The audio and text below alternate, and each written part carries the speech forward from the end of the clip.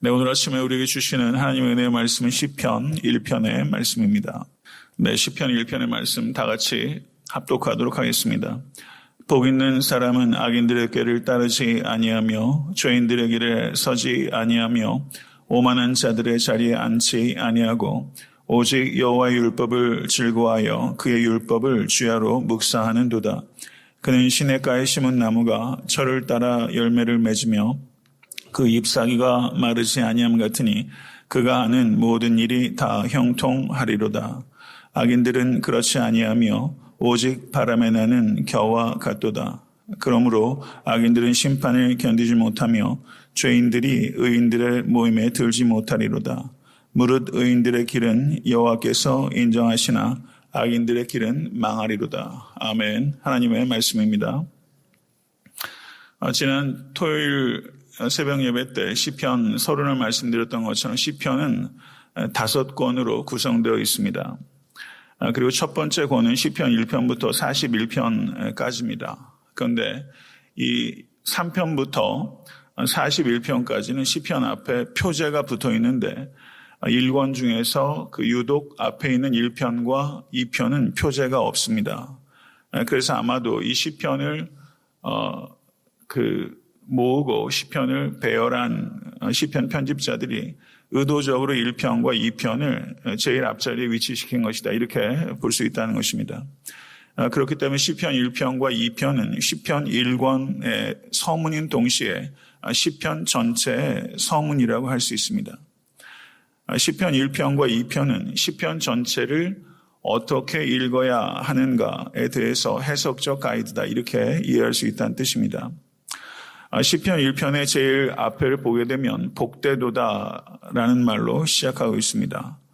그리고 시편 2편의 제일 마지막에도 여호와께 피하는 모든 사람은 다 복이 있도다 이렇게 말하면서 시편 1편과 2편의 제일 앞부분과 제일 마지막에 복되도다라는 말로 둘러싸고 있는 것을 볼 수가 있습니다. 시편이 최종적으로 편집된 시기가 언제인가? 그것은 포로 후기 시대라고 할 수 있습니다. 포로로 잡혀있는 사람들을 복되다고 할 수 있는 것은 결코 아닙니다. 그런데 복되다고 느낄 수 없는 환경 속에서 시편 1편과 2편은 그들이 하나님의 백성들이 참 복되도다라고 말하면서 참된 복이 무엇인지에 대해서 상기시켜 주고 있는 것입니다. 오늘 강의할 말씀 시편 1편은 시편 150편 전체 첫 번째 장입니다. 시편의 현관이라고 할 수 있는 그런 시편입니다. 잘 아시는 대로 시편은 기도의 책입니다. 가장 어려울 때 부르짖는 부르짖음의 언어가 시편이고 그리고 인생이 형통할 때 하나님께 드리는 감사의 언어가 시편에 있습니다. 그런데 시편 1편을 주위에서 보아도 기도에 대한 직접적인 언급은 나타나고 있지 않습니다. 대신에 시편 1편 2절을 보게 되면 오직 여호와의 율법을 즐거워하여 그의 율법을 주야로 묵상하는도다 라고 말하면서 기도에 대해서 언급하지 않고 있는 대신에 율법을 묵상하는 삶에 대해서 말을 하고 있습니다. 이것은 기도와 말씀이 마치 동전의 앞뒷면과 같기 때문입니다. 기도가 말씀을 잃으면 방향을 잃고 말씀이 기도를 잃으면 힘을 잃게 되는 것입니다. 모쪼록 이 자리에 계신 모든 권속들의 삶이 말씀과 기도가 결합되는 삶이 될 수 있게 되기를 간절히 바랍니다. 말씀을 가지고 기도를 드리는 것은 그 말씀을 적용하는 첫 걸음입니다. 말씀을 가지고 기도할 때 그 말씀이 영혼에 흡수되고 해석이 되는 것입니다. 말씀을 해석하기 위해서 여러 가지 해석적인 과정들이 있을 수 있겠지만 말씀을 해석하는 데 있어서 가장 중요한 과정은 말씀을 가지고 기도 드리는 것이라고 할 수 있습니다. 오늘 특별히 설교 말씀을 마치고 기도 드리실 때 시편 1편에 말씀을 가지고 1절부터 6절까지 한 절 읽으시고 그 말씀을 가지고 기도하시고 2절을 읽으시고 기도하시고 3절을 읽으시고 기도하시고 이와 같은 방식으로 말씀을 붙잡고 한번 기도해 보시기를 바랍니다. 말씀을 붙잡고 기도할 때 여러분과 저의 기도가 지루해지지 않고 영혼의 가장 다채로운 국면을 하나님의 말씀을 가지고 하나님께 시편을 되돌려 드릴 수 있는 것입니다. 모쪼록 제가 시편을 강의하는 동안에 수동적으로 이렇게 말씀을 듣는 데서 그치지 마시고 그 말씀 한 절 한 절을 가지고 여러분의 영혼에 주입하실 수 있는 은혜가 여러분과 저에게 임할 수 있게 되기를 간절히 바랍니다. 이제 기도의 책이라고 시편을 우리가 말씀할 수 있는데 시편 150편을 큰 배에 우리가 비유할 수 있다면 큰 배의 방향을 결정하는 것은 작은 키라고 할 수 있습니다. 그래서 이 시편 1편은 마치 큰 배를 움직이는 방향타라고 할 수 있는 것입니다. 여러분과 저의 기도가 정형 없이 드려지는 기도가 아니라 말씀의 방향타를 가지고 또 하나님께 상달되는 그와 같은 기도가 될 수 있게 되기를 간절히 바랍니다. 시편 1편에서 3절의 말씀은 복 있는 사람이 그 누구이며 그를 어디에 비유할 수 있는가에 대해서 말씀하고 있습니다. 4절과 5절은 복 없는 사람이 누구이며 그들을 어디에 비유할 수 있는가를 말하고 있고 6절의 말씀은 이 복 있는 사람과 복 없는 사람을 대조하고 있고 그들의 궁극적인 운명을 말씀하고 있는 것입니다. 1편은 복 있는 사람은 이렇게 시작합니다. 아슈레 이시라는 말로 시작됩니다. 아슈레 이시. 복 있는 사람은, 성도 여러분, 복 있는 사람은 누구입니까? 이 자리에 있는 우리들이 복 있는 사람인 줄로 믿으시기를 간절히 바랍니다. 우리가 살아가면서 복되게 사는 법에 대해서 사람들이 하나님보다 더 많이 알고 있다는 착각 가운데 빠져 있습니다. 우리가 정말 행복하게 사는 법은 내가 아는 것이 아니라 하나님께서 안다는 것을 깊이 생각하시고 하나님의 법에 따라 순종함으로 복된 삶을 살아가는 여러분과 제가 될 수 있게 되기를 간절히 바랍니다. 성도 여러분, 소유와 성취 중요한 것입니다. 그러나 진정한 인간의 행복은 소유와 성취에 있는 것이 아니라 오늘 시편 1편 말씀을 보시는 바와 같이 관계에 있는 것이고 하나님과의 관계에 우리의 행복이 진실로 달려있다는 것을 받아들이실 수 있는 여러분과 제가 될 수 있게 되기를 간절히 바랍니다. 제가 산상수훈에 대해서 설교한 바가 있지만 팔복의 말씀이 어떻게 시작합니까? 심령이 가난한 자는 복이 있나니 라고 시작합니다. 그리고 어떻게 맞춰집니까? 의를 위하여 핍박을 당하는 자는 복이 있나니 라로 맞춰지고 있습니다. 제가 뉴욕에 살 때 저희 교회 청년 중에서 디자인하는 청년들이 많이 있었는데 그 중에 한 명은 그 맨하탄에 유명한 백화점들 많이 있습니다. 그러면 계절마다 계속 안에 있는 디스플레이를 이렇게 바꾸게 되는데요. 그 예수님께서 이 땅에 오셔서 저는 그런 상상을 합니다. 마치 백화점에 밤에 예수님께서 들어가셔서 안에 있는 물건들의 가격표를 다 바꿔놓는 것 같은 일들이 예수님께서 하신 일이다. 저는 개인적으로 그렇게 묵상이 들 때가 있습니다. 세상에서 정말 우리가 값어치 있다고 생각하는 것은 사실은 하나님 보시기에는 가치가 없고 세상에서 폄하하고 그리고 가치 없다고 생각하는 것은 정작 하나님께는 참 가치 있는 것일 때가 많이 있다는 것입니다. 예수님께서 이 땅에 오셔서 팔복의 말씀을 주시면서 팔복의 말씀을 가만히 생각해 보면 인간적인 관점에서 보면 팔복이 아니라 박복한 이야기처럼 들립니다. 핍박당하는 자를 어떻게 복되다고 할 수 있겠습니까?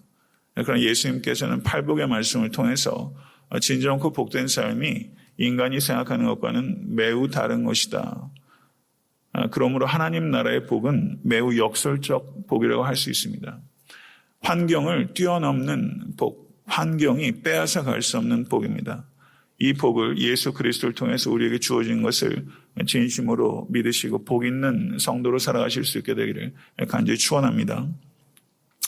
시편 기자는 먼저 복 있는 사람을 소극적으로 정의합니다. 그래서 악인의 꾀를 따르지 아니하며 죄인의 길에 서지 아니하며 오만한 자의 자리에 앉지 않는 사람이 복된 사람이다.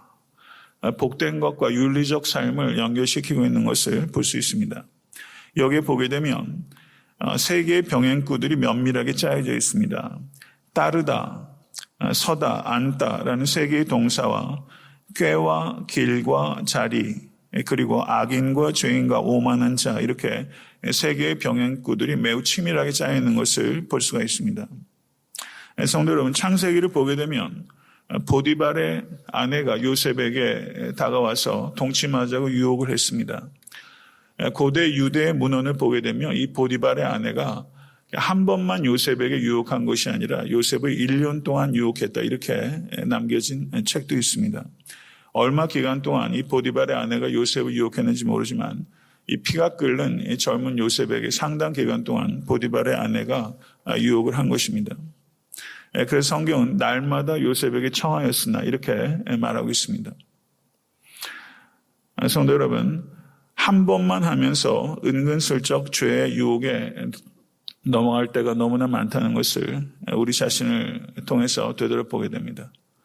한 잔만 하자라는 말 많이 합니다. 한 시간만, 한 번만, 한 탕만 이렇게 말하면서 한 번만 죄를 짓도록 유혹하고 타협하는 일들이 굉장히 많습니다. 우리 죄에 대해서 우리는 이해할 필요가 있습니다. 죄를 지을 때 첫 단계는 두려움을 느끼는 단계라면 두 번째 단계는 죄가 습관이 되는 단계고 세 번째 단계는 죄가 중독이 되는 단계입니다. 그렇기 때문에 죄를 짓게 되면 지을수록 죄를 훨씬 쉽게, 훨씬 빠르게, 훨씬 크게 지을 수 있다는 것을 항상 경계하실 수 있는 여러분과 제가 될 수 있게 되길 바랍니다. 죄를 짓게 되면 죄를 반복하게 되고 변명하게 되고 그리고 더욱더 심각한 죄를 짓게 되는 것입니다. 오늘 시편 1편의 말씀을 통해서 그리스도인들의 행복은 거룩과 밀접하게 연결이 된다는 것을 항상 잊지 않으실 수 있는 여러분과 제가 될 수 있게 되기를 바랍니다. 2절의 말씀을 보게 되면 복 있는 사람은 여호와의 율법을 주야로 묵상하는 사람이다 라고 말하면서 적극적으로 복 있는 사람을 정의하고 있는 것을 볼 수가 있습니다. 시편 119편 1절을 보게 되면 행위가 온전하여 여호와의 율법을 따라 행하는 자들은 복이 있으며 라고 말씀합니다. 여호수아서 1장 8절을 보게 되면 이 율법책을 내 입에서 떠나지 말게 하며 주야로 그것을 묵상하여 그 안에 기록된 대로 다 지켜 행하라. 그리하면 내 길이 평탄하게 될 것이며 내가 형통하리라 라고 말씀합니다. 말씀을 묵상하고 순종하게 되면 그 자연스러운 결과는 형통함입니다. 복된 삶의 방식이 있게 되면 복된 삶의 열매가 있다는 것을 믿으실 수 있게 되기를 바랍니다. 여기서 율법을 묵상하다라고 했을 때 이 묵상하다라고 번역된 히브리어가 저를 한번 따라해 보시죠. 하가. 이 하가라는 단어가 말씀을 묵상하다 했을 때 히브리어입니다. 그런데 이 단어가 사용된 또 다른 용례가 이사야서 31장 4절입니다. 거기에 보게 되면 여호와께서 이같이 내게 이르시되 큰 사자나 젊은 사자가 그 말씀을 움키고 으르렁거릴 때라고 말하고 있습니다. 여기에서 사자가 으르렁거리다라고 번역했을 때 그 으르렁거리다라는 그 단어가 바로 하가라는 단어입니다. 말씀을 묵상하는 것이 무엇과 같은 것인가? 그것은 사자가 짐승의 뼈다귀를 가지고 냄새 맡고 그것을 빨고 그것을 물어뜯고 그리고 기뻐서 으르렁거리는 것, 그것이 말씀을 묵상하는 것입니다. 진정한 묵상은 우리의 삶에서 소음이 가득하고 기력이 소진한 삶의 현장에서 사자가 고기 뼈다귀를 가지고 있는 것처럼 성경 말씀의 단어와 구와 절을 가지고 그것을 이리 굴려보고 저리 굴려보고 냄새 맡고 빨고 물어뜯는 것처럼 말씀을 가지고 사는 것, 그것이 묵상하는 것이다, 이렇게 볼 수 있는 것입니다. 시편 119편 97절을 보게 되면 내가 주의 법을 어찌 그리 사랑하는지요 내가 그것을 종일 작은 소리로 읊조리나이다, 이렇게 말하고 있습니다. 종일 작은 소리로 읊조리는 것, 이것이 묵상이라고 할 수 있습니다. 제가 종종 인용하는 그 사람 가운데 한 사람이 19세기 말과 20세기 초에 살았던 프리드리히 본 휘겔 남작이라는 사람입니다. 이 폰 휘겔 남작이 어떻게 이야기를 했냐면요. 여러분 그 각설탕을 한번 생각해 보십시오. 마른 먹골 각설탕을 입에 넣게 되면 이 각설탕이 서서히 녹습니다. 말씀을 묵상하다는 것이 어떻게 비유할 수 있냐면 각설탕을 입에 넣고 녹이는 것과 같다 이렇게 이야기를 했습니다. 오늘 하루 살아가시면서 시편 1편의 그 절과 절의 그 말씀을 마치 각설탕처럼 여러분의 입속에 넣으시고 그 말씀을 삶 가운데 녹여내실 수 있게 되기를 간절히 바랍니다. 그러면 이것을 어떻게 구체적으로 말씀할 수 있는가? 첫 번째는 말씀을 음미하면서 소리내서 읽어야 합니다. 두 번째는 하나님의 임재 안에서 그 말씀을 생각해야 됩니다. 그럼 말씀을 생각한다는 것은 무엇인가? 그것은 공상하는 것이 아닙니다. 공상하는 것은 없는 것을 생각하는 것을 공상이라고 이야기를 합니다. 그러나 묵상은 없는 것을 생각하는 것이 아니라 상상을 통해서 말씀 안으로 깊이 참여하는 것, 그것을 묵상이라고 하는 것입니다. 세 번째는 그 말씀을 가지고 기도 드리는 것입니다. 오늘 한번 기도하실 때 시편 1편의 말씀을 가지고 기도해 보십시오. 묵상이 깊어지게 되면 하나님과 자연스럽게 기도하는 단계로 넘어가게 됩니다. 그러면 묵상이 기도가 되고 기도가 더 큰 묵상으로 이어지게 되면서 묵상과 기도의 경계가 허물어지면서 이것이 하나가 되는 것입니다. 그래서 말씀을 가지고 기도할 때 어떠한 일들이 우리에게 있냐면 하나님과 대화하면서 우리가 대화할 때 필요한 것은 무엇입니까? 단어가 필요합니다. 그리고 문법이 필요합니다. 그리고 문체가 필요한 것입니다. 모름지기 상식적인 글은 이 세 가지 요소를 갖추게 됩니다. 단어가 있고 문법이 있고 문체가 있습니다. 우리 하나님께 기도할 때 말씀을 가지고 기도를 하게 되면 기도가 바로 말씀이 기도의 교과서가 되는 것입니다. 말씀이 기도의 교과서가 될 때 기도가 바닥을 드러내지 않게 되는 것입니다. 모쪼록 여러분의 기도가 말씀을 가지고 하나님께 기도드리는 그런 기도가 될 수 있게 되기를 간절히 바랍니다. 네 번째 단계는 말씀으로 살아가는 것입니다. 참되게 성경을 읽게 되면 그 말씀을 가지고 살아가게 됩니다. 성경의 모든 말씀은 삶과 무관하게 주어진 것이 아닙니다. 단순하게 지식이나 정보를 주기 위해서 우리에게 주어진 것이 아니라 그 말씀대로 살도록 성경이 주어지게 된 것을 기억하실 수 있게 되기를 바랍니다. 말씀을 듣고서 삶과 무관하게 되면 성경을 읽으면서 매우 비성경적으로 사는 그런 모순을 범하게 되는 것입니다. 그래서 참되게 말씀을 읽게 되면 반드시 그 말씀을 사는 대로 나아가게 되는 것입니다. 말씀을 맺겠습니다. 오늘 본문을 보게 되면 복 있는 사람을 시냇가에 심은 나무에 비유하고 있고 복이 없는 사람 아기는 바람에 나는 겨에 비교하고 있습니다. 나무가 히브리어로 에츠라고 합니다. 에츠. 그런데 바람에 나는 겨는 모츠입니다. 그래서 성경 기자는 이와 같은 언어 유희를 통해서 두 단어를 대조하고 있는 것을 볼 수 있습니다. 우리가 살아가면서 시냇가에 심은 나무 에츠가 될 것인가 아니면 바람에 나는 겨 모츠가 될 것인가. 오늘 하루 살아가실 때 마치 뿌리가 땅속 깊숙이 뿌리를 내리고 물과 양분을 쉴 새 없이 흡수하는 것처럼 하나님의 말씀을 주야로 묵상하시면서 그것을 양분 삼아 삶에서 승리하실 수 있는 모든 권속 되실 수 있게 되기를 간절히 축원합니다.